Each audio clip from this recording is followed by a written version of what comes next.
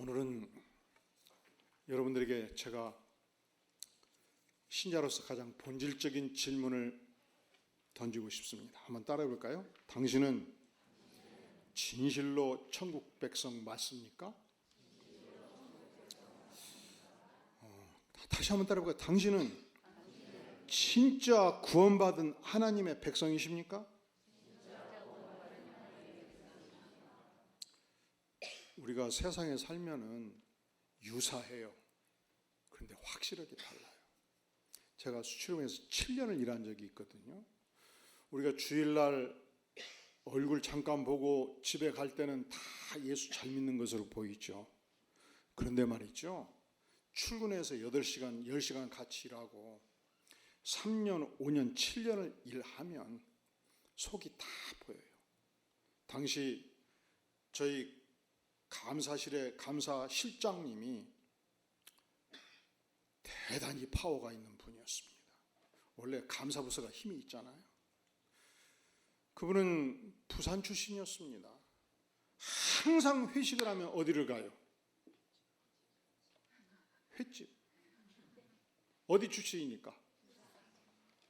그리고 꼭 딱 좌정하면 안경을 딱 벗고 우아래로 쫙 문연 다음에 손을 딱 놓고 이렇게 해서 맛이 어떤가? 아직 아무도 못 들어. 왜 못 들어요? 누가 드셔야 돼요?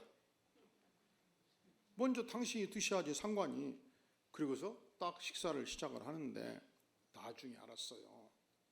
그분은 할 일 안 할 일 다 하셔요. 룸상도 다 다니고 기마이도 쓰고 세상 사람과 똑같아요. 나중에 알았어요.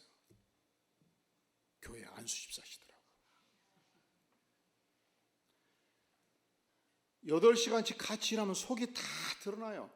그러니까 기도를 해야 쓰겠고 안수집사인데 내가 사는 걸 보면 좀 그렇고, 그래서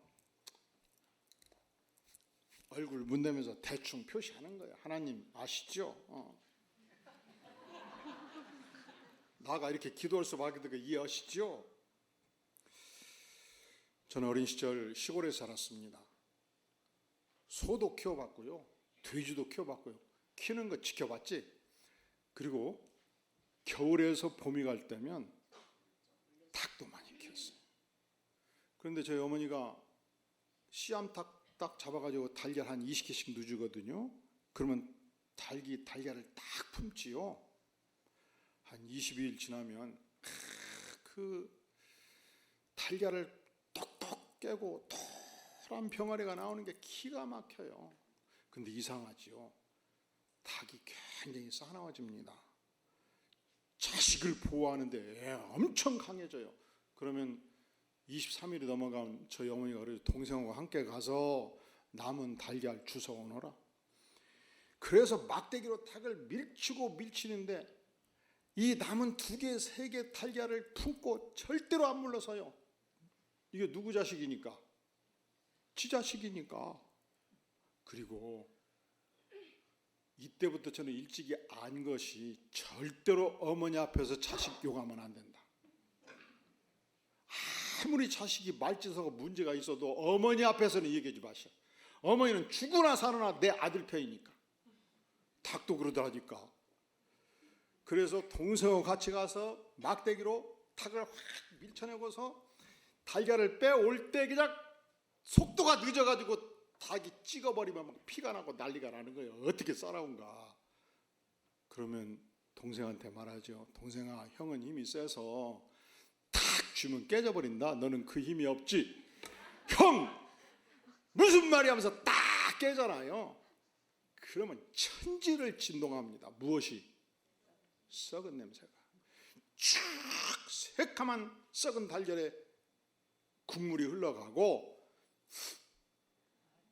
비누질을 10번을 해도 손톱 사이에 낀 냄새가 안 없어져요. 그러니까 똑같은 달걀인데 확실하게 유정란과 확실하게 무정란은 처음부터 달랐던 거예요. 우리가 예수 믿고 구원을 받으면 천국 백성이 되면 결코 같을 수가 없습니다. 그러면 다시 한번 질문해 볼까요? 당신은 진짜 천국 백성 맞습니까? 내가 천국 백성 맞는 것을 내가 어떻게 할 수 있는가? 많은 테스트 방법이 있습니다. 오늘 주께서 우리에게 중요한 하나의 테스트 방법을 제공하고 있습니다. 베드로는 예수님을 졸래졸래 따라가면서 일반적 이해를 가지고 있는 분야에 대하여 예수님이 확실하게 다르다는 것을 한 가지 알았습니다. 예수님은 아무리 죄가 큰 사람도 끝없이 포용하고 용서하는 것을 보면서 그렇다. 우리가 예수님을 제대로 따르려면 단지 사람들이 우리에게 잘못했을 때 첫째로, 둘째로, 셋째로 3번 용서하는 것을 끝쳐서는 안 되겠구나. 그래서 주님께 나아가서 감히 진언을 합니다. 자, 21절 시작. 그때 베드로가 나와 이르되 주여, 형제가 내게 죄를 범하면 몇 번이나 용서하여 주리이까? 7번까지 하오리이까? 7번 하면 많이 하는 거잖아요. 7번까지 하고 8번째 되면 확실하게 복수하고 밟아주면 되잖아요. 그렇게 생각한 거예요. 그때 주께서 말씀하십니다.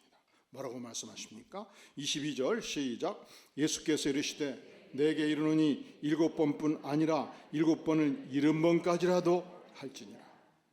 유대사에서 7은 완전수지요. 77에 49, 490번은 완전하게 영원히 용서하라. 그것을 말씀하지 않겠습니까? 이 설교자가 이런 본문을 다룰 때는 고통이 커요. 왜 고통이 클까요?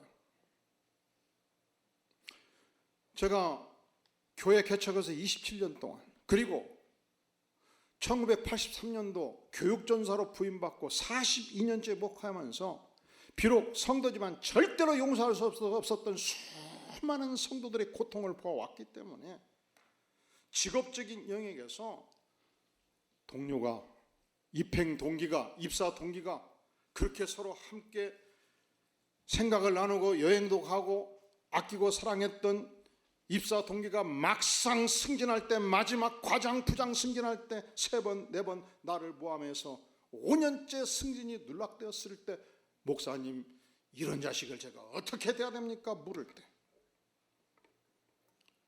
가까이 있는 친척이 딱 석 달만 빌려주면, 2억을 빌려주면 내가 2억 5천 주겠다고 여기 속아가지고 진짜 그런 줄 알고 빌려줬다가 20년째 갚지 아니할 때, 나를 완전히 죽서발 만들어서 사람들 앞에 모욕감을 갖도록 만들었을 때, 과연 우리는 이 말씀을 적용할 수 있을까요?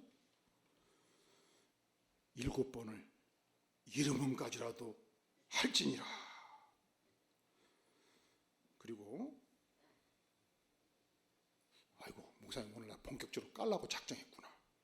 혹시 그런 생각하시는 분은 이 시간 전능하신 하나님께서 여러분의 영혼을 향해서 말씀하시는 것이 분명해요. 그리고 이 말씀은 구원받지 아니한 자연인이 저절로 적용할 수 없는 말씀입니다. 이 말씀은 천국 백성으로서 십자가의 복음을 아는 자만이 적용할 수 있는 말씀이기 때문에 우리는 단지 인간으로서 내 능력으로 할 수 있는 분야가 아니기 때문에 이 시간 우리가 하나님의 은혜에 의지해서 주의 말씀에 귀를 기울이는 것입니다. 그리고 인생 여정을 살아가면서 나이 40이 넘은 분들은 내가 절대로 용서할 수 없는 어떤 상황과 어떤 사람들이 반드시 존재하게 돼요. 더욱 억울한 것은 이런 상황에 들어갈 때 나를 공격했던 상대방은 이상하죠. 떵떵거리며 잘 살아. 아니, 지금 남부 지역에 폭우가 엄청나게 내리잖아요.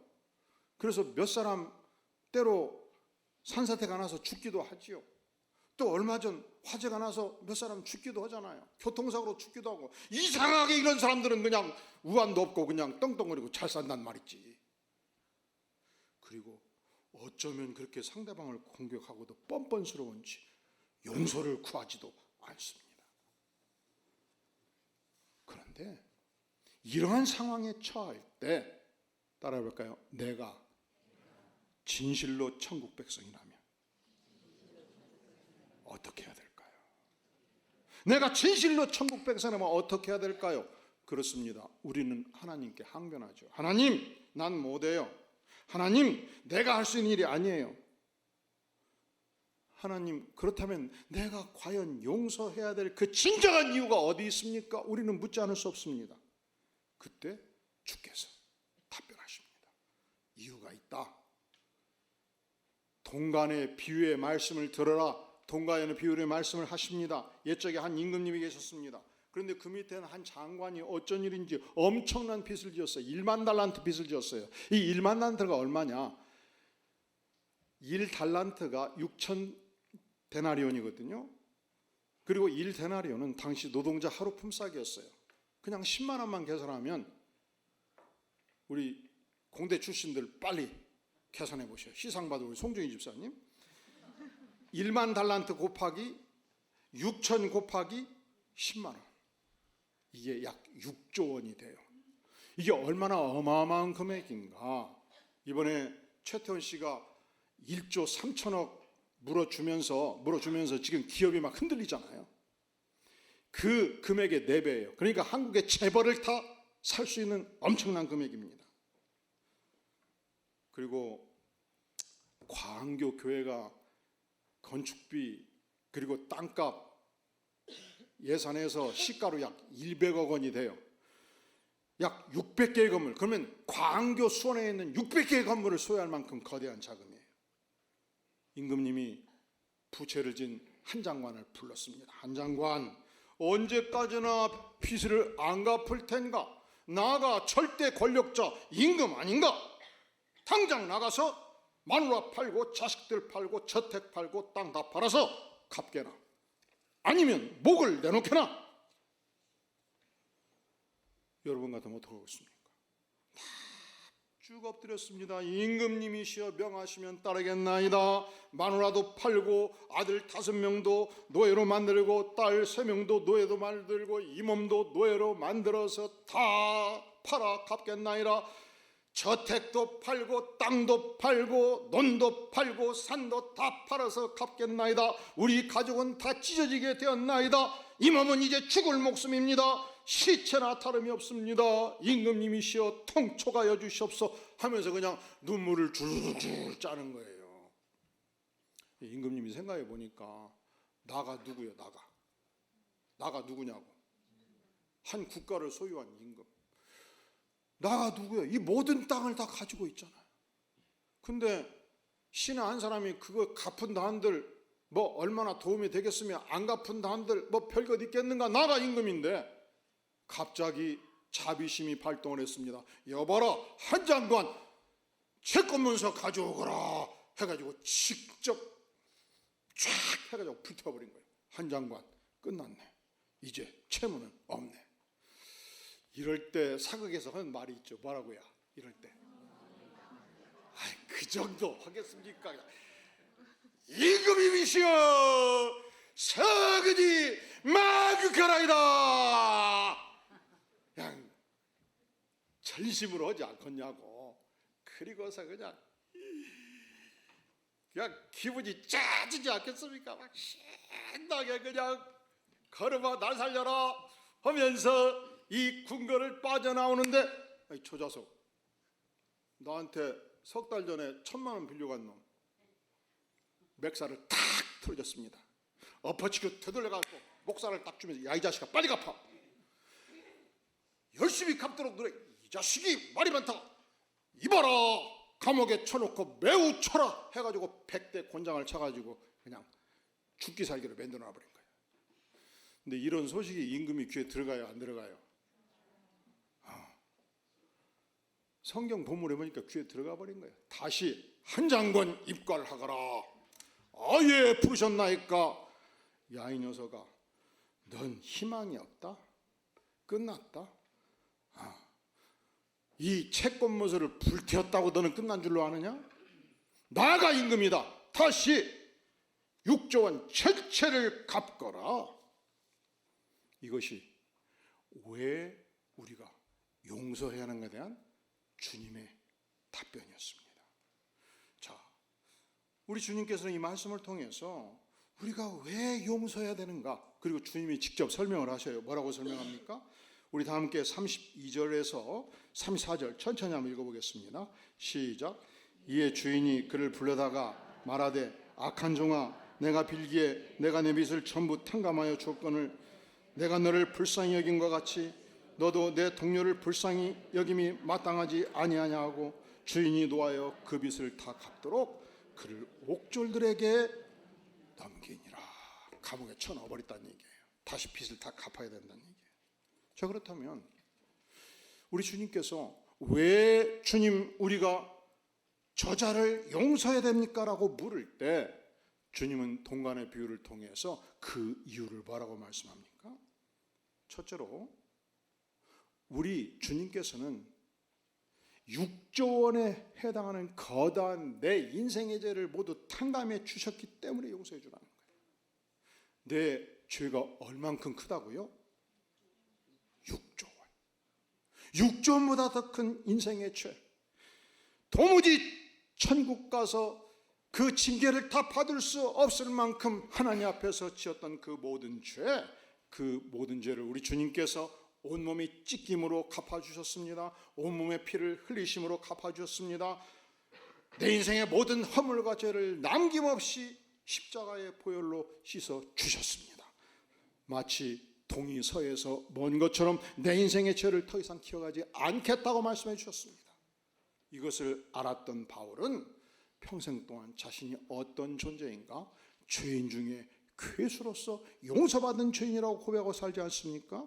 그러니 6조 원의 죄를 탕감받은 인생은 1천만 원의 죄를 용서해 줘야 되지 않겠는가? 이것을 1000대 1로 환산하면 60억 원의 죄를 탕감받은 내 인생이 10,000원짜리 한 장의 죄를 용서하는 것은 마땅하지 않겠는가? 이것을 주께서 말씀하시는 것입니다. 왜 내가 오늘의 삶 속에서 저자를 용서해야 되는가? 엄청나게 도무지 하나님의 나라에 설 수 없을 만큼 무거운 죄가를 주께서 용서해 주신 것을 내가 알기 때문에 당신의 죄를 용서합니다. 왜 내가 인생을 살면서 저자의 죄를 용서해 줘야 되는가? 사랑하는 성도 여러분, 용서 안 하면 내가 죽습니다. 용서 안 하면 누가 죽어요? 용서하면 내가 자유를 누립니다. 용서 안 하면 내가 죽을 길을 갑니다. 용서 안 하면 내가 분노의 포로에 사로잡힙니다. 용서 안 하면 분노가 나를 삼키고 내 영혼을 죽이고 내 인생 전체를 녹여버립니다.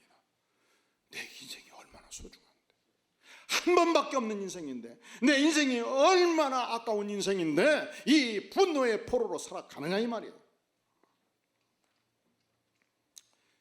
로마 제국 흥망사를 보면 로마 제국이 강력하게 일었을 때에 스키피오 장군이 등장합니다.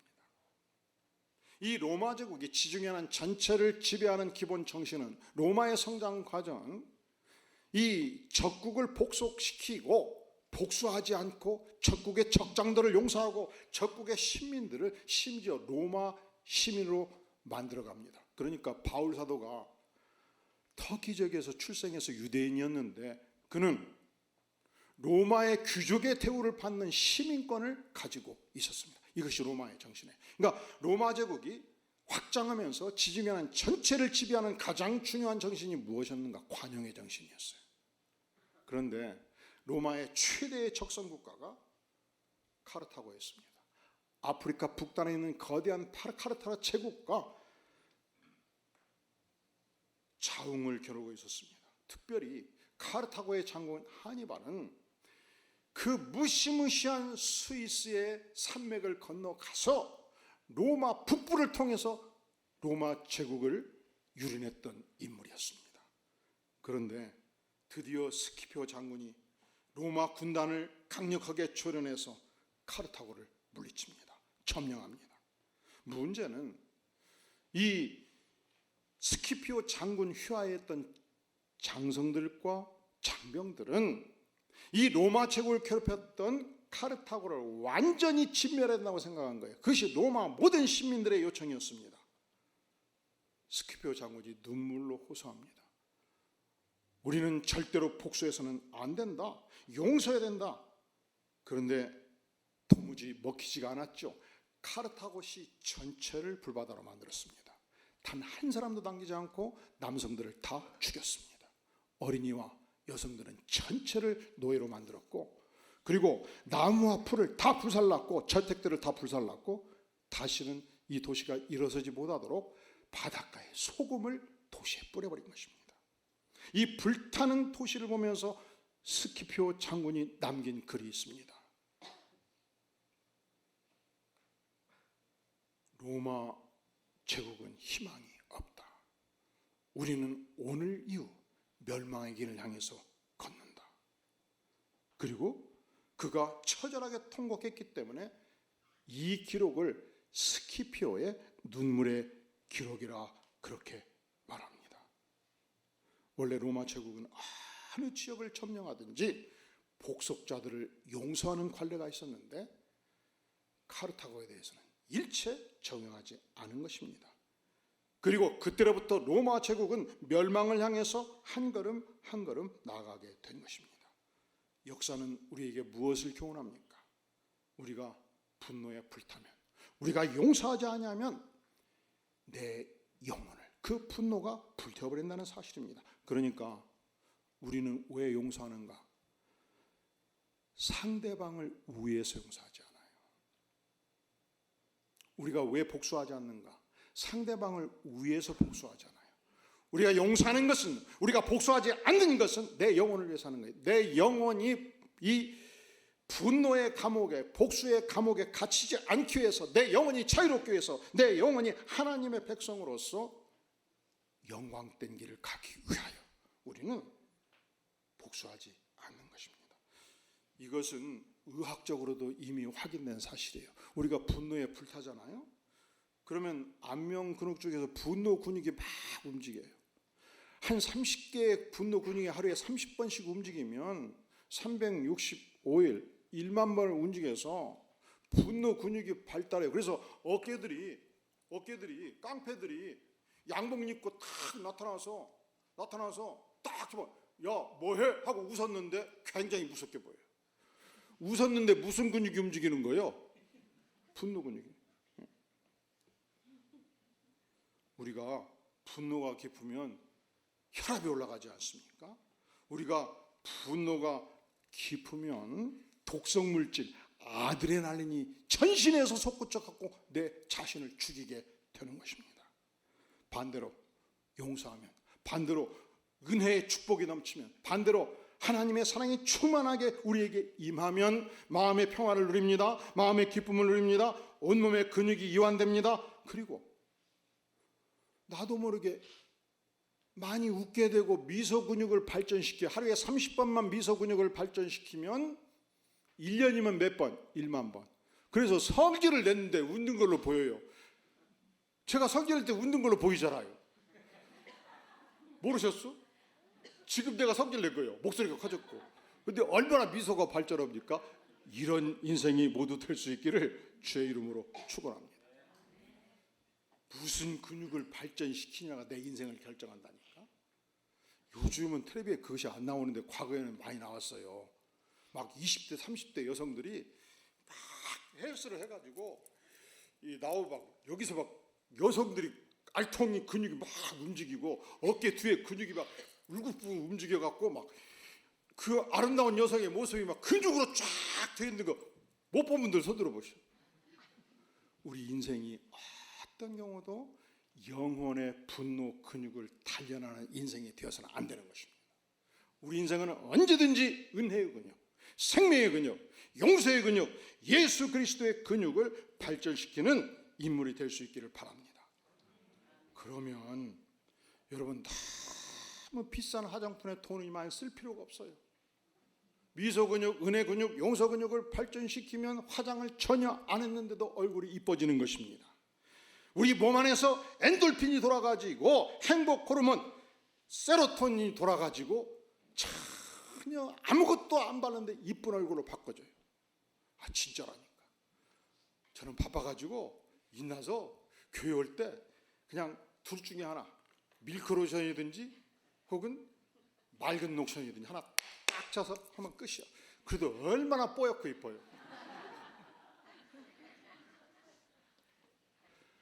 따라해볼까요? 용서하면 얼굴이 이뻐집니다. 용서하면 인생이 행복합니다. 용서하면 영원의 자유를 누립니다. 우리가 용서해야 되는 이유가 무엇인가? 첫째로, 육전에 내 죄를 탕감해 주셨기 때문에 5원, 10원, 100원의 죄를 용서합니다. 우리가 왜 용서해야 되는가? 용서만이 살 길이요, 용서만이 나의 영혼을 자유하게 만들기 때문에 그렇습니다. 우리가 왜 용서해야 되는가? 세 번째 중요한 이유가 있어요. 오늘 70번씩 7번씩 7번 용서라고 말씀하실 때 그 첫 번째 대상은 예수 그리스도의 수제자였던 베드로였습니다. 그는 예수님을 사랑하고 예수님을 따르면서 첫 번째 천국 백성이었습니다. 우리 주님께서는 우리가 천국 백성이 될 때 천국 백성이기 때문에 용서의 능력을 가질 것을 말씀하시는 것입니다. 우리가 세상을 살면 세상의 원리와 천국의 원리가 반드시 충돌하는 지점이 있어요. 세상의 원리는 첫째로 지배의 원리입니다. 어떻게든지 위에 올라가서 이렇게 지배하기를 원해. 때로는 교회도 성경 말씀으로 무장되지 않으면 지배의 원리로 막 작용할 수가 있어요. 그런데 천국은 섬김의 원리로 역사합니다. 따라해 볼까요? 섬김의 원리. 섬김의 원리. 그래서 예수님이 이 땅에 와서 말씀하시기를, 선포하시기를 나는 너희를 섬기러 왔노라 말씀하십니다. 우리가 사회생활 하다 보면은 한참 후배가 엉겨 붙고 기어 붙을 때 탁 폼재고 그럴 때가 있어요. 어이, 자네 큰아들이 나이가 몇인가? 그러면 고등학교 2학년. 나는 말이야, 우리 아들이 나이가 42인데 손자가 12살이거든. 지금 뭐 하고 있어요? 지배하려고 그러게 탁 나이를 팍 눌러. 딱. 이 잔소리 막 물 따라. 젊은 놈이 감히 나한테 엉겨붙어. 뭔 원리가 지금 작동되고 있는 거예요? 지배의 원리. 우리가 연세 되신 분들을 존경하고 따르는 것은 중요해요. 그러나 이것은 하나님의 원리가 아니라는 걸 아셔야 돼. 우리가 세상을 지배의 원리에 따른 것이 아니고 나이가 많든지 적든지 함께 섬기는 것은 축복입니다. 그래서 우리는 따라해볼까요? 섬김은 지상 최대의 축복입니다. 어디를 가서나 섬김의 축복을 누릴 수 있기를 바랍니다. 뿐만 아니라 세상 윤리와 천국 윤리가 무엇이 다른가? 세상은 반드시 복수예요. 제가 직장생활 7년 한 것이 엄청 교훈이 많이 돼. 왜냐하면 직장생활을 해보니까 여러분, 우리가 성도로서 일주일에 한 번 1시간 예배 드리고 예배 드리기 전에 10분 인사하고 예배 끝나고 10분 인사하고 집에 가서는 속이 잘 안 보여요. 10년 신앙생활 했어도 같은 교회를 나왔어도 속을 잘 못 봐요. 근데 이상하지요. 한 직장에서 매일 8시간씩 만나고 또 야근할 때는 야근도 같이 오고 주말에도 만나고 그리고서 승진도 하고 그리고서 때로는 상관한테 당하기도 하고 그리고 드디어 내가 인사과정이 딱 된 거예요. 그러면 명단 딱 나요. 그동안 복수할 사람들 다 적어놔. 다 적어놔. 그리고 고가할 때 확실하게 불러서 눌러줘. 내가 인사과정, 넌 승진 없어. 반드시 복수하더라고. 그러니까 세상의 원리는 뭐예요? 복수의 원리예요. 여러분, 하나님의 백성이 인사과정 되면 공정하게 절대로 복수하지 않는 삶을 사시기를 주의 이름으로 축원합니다. 왜냐하면 우리는, 따라해볼까요? 우리는 위대한 천국 백성입니다. 위대한 천국 백성으로서 원수를 선대하고 하나님의 은혜에 의지해서 하나님의 사랑에 의지해서 포용의 정신으로 사는 것이 천국 백성의 정신이라 말씀하지 않나요? 우리가 동간의 비유를 보면서 이제 알았습니다. 하나님 용서가 우리가 살아야 될 천국 백성의 원리인 것은 분명합니다. 묻겠습니다. 그러면 살면서 용서가 쉽던가요? 용서가 잘 되던가요? 그래서 다시 묻죠. 왜 하나님 우리는 용서를 잘 못합니까? 첫째로 용서가 잘 안 되는 이유가 있어요. 우리는 따라해 볼까요? 은혜 망각증 환자입니다. 은혜 망각증 환자입니다. 이상하게 설교를 듣고 성경을 읽고 기도를 할 때는 은혜가 임해서 용서가 된 것 같았어. 그런데 그냥 세상에서 바삐 살다 보고 한 달 살고 두 달 살다 보니까 스멀스멀 막 이 복수심이 막 속에서 올라와 갖고 내 마음을 점령해 버리네. 그리고 지내보니까 은혜는 다 까먹고 세상의 원리가 탁 심령을 점령하잖아요. 우리는 은혜 망각하기 쉬운 환자다. 하나님, 제가 은혜를 또 망하겠습니다. 기도하고 은혜를 받아야 되는 것입니다. 왜 용서가 쉽게 안 되는가? 우리는 우리 스스로를 향해서 신앙생활이 세월이 길어지면 이상하게 의인의식이 생겨요. 이상하게 남을 쉽게 판단하고 나는 의인이라고 생각하기 쉬워요. 우리가 날마다 하나님 앞에 엎드리지 않으면 나만큼 신앙생활 잘하는 사람이 없는가? 나만큼 의인이 없는가? 이렇게 생각하면서 쉽게 사람을 판단하고 내 스스로 자기를 높이는 잘못된 정신에 사로잡히기 때문에, 이 의인의식 때문에 우리는 쉽게 용서하지 못하는 것입니다. 우리가 왜 용서를 쉽게 못하는가? 보세요.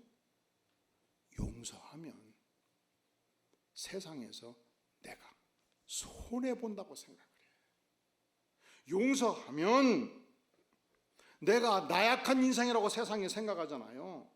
용서하면 내가 약자이기 때문에, 내가 패배자이기 때문에 용서했다고 세상은 생각하잖아요. 그리고 기업에서 그렇습니다. 내가 과장해서 부장이 되고 내가 이사가 됐을 때 내가 챙길 사람은 확실하게 딱 챙겨주고, 복수를 하면 확실하게 눌러주고, 내가 누군데? 그러면 막 회사에서 힘이 막 붙어.